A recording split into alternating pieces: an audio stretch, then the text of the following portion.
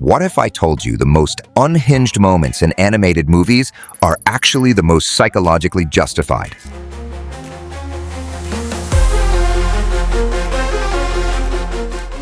These aren't just random meltdowns. They're characters who've been pushed to their limits, and their breakdowns are the only honest response left. Your mark. Get set. Go! By the end of this video, you'll see that these breakdowns aren't madness, they're survival. Imagine spending your whole life being told you're the villain. Baymax, destroy. It was at this moment that he knew. He fucked up. Not because of something you did, but simply because of what you are. Then one day, you decide to be good, to genuinely try. But that choice, it gets used to destroy you. That's Mr. Wolf's story. His meltdown isn't just satisfying, it's emotionally earned. Mr. Wolf has lived under the shadow of his reputation as the big bad wolf. Society has already decided who he is, and no matter how hard he tries, it feels impossible to break free of that label.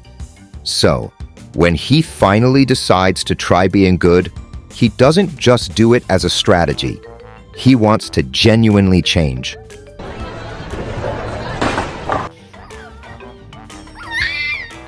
But then, Marmalade betrays him.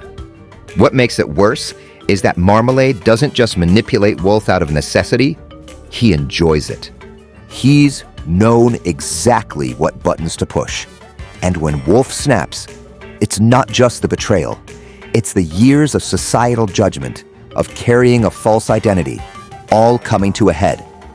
This breakdown isn't about being evil or unhinged. It's about someone who tried to be good, who trusted, and was destroyed for it. That's what pushes Wolf to finally lose control. It's not crazy, it's inevitable. Hero's been through more pain than most adults can handle. He's lost both parents and then watched his brother die in a fire. But when he uncovers the truth about his brother's death, that's when Hero's breakdown becomes one of the most justified in animation. Hero's life is already steeped in grief when we meet him. His parents are gone, and his brother Tadashi is his emotional anchor. So, when Tadashi dies, Hero's world is upended. But Hero doesn't fall apart immediately. He clings to the hope that the tragedy wasn't random. There's a mystery to solve, and solving it gives him a purpose. But when Hero discovers the truth, it's far worse than he expected. The villain, Callahan, isn't a stranger.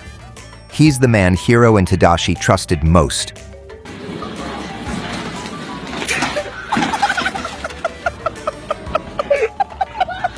Not only did Callahan cause the fire, but he also let Tadashi die while he watched.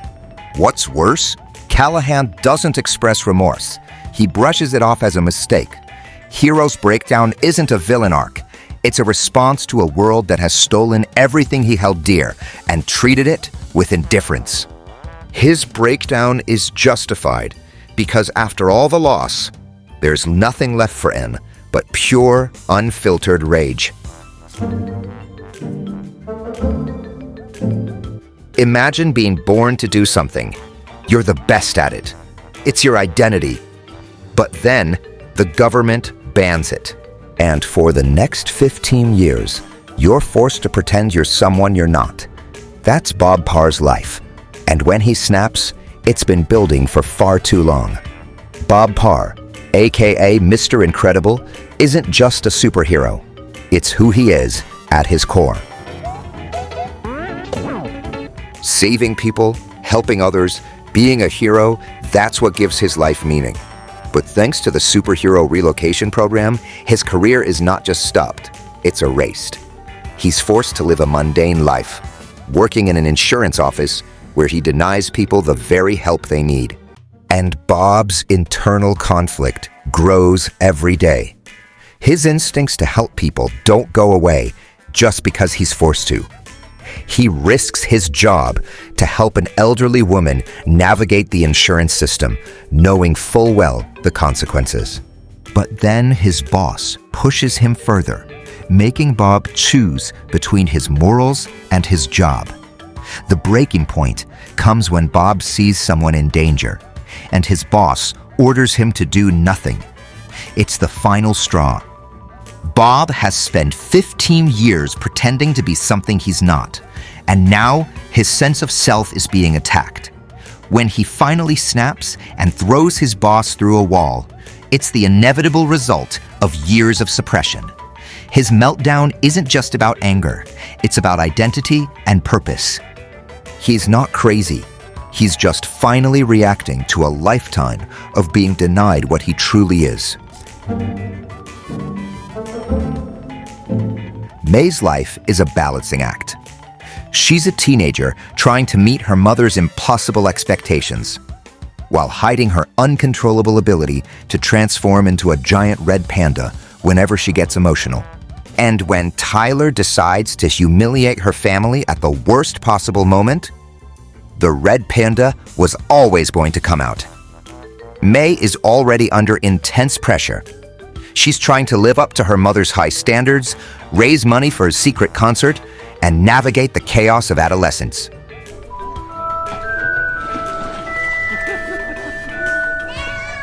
On top of that, she's dealing with an uncontrollable transformation that happens whenever her emotions spike. Tyler, a kid who has tormented May throughout the movie, deliberately chooses her family's birthday party to humiliate her in front of everyone. He mocks her heritage, her family, and her mother. May has no control over her emotions, and Tyler's calculated cruelty is the last straw. At this point, May is running on empty. She's trying to balance so many competing demands, and Tyler walks in and deliberately kicks the last support out from under her. The red panda isn't a random outburst.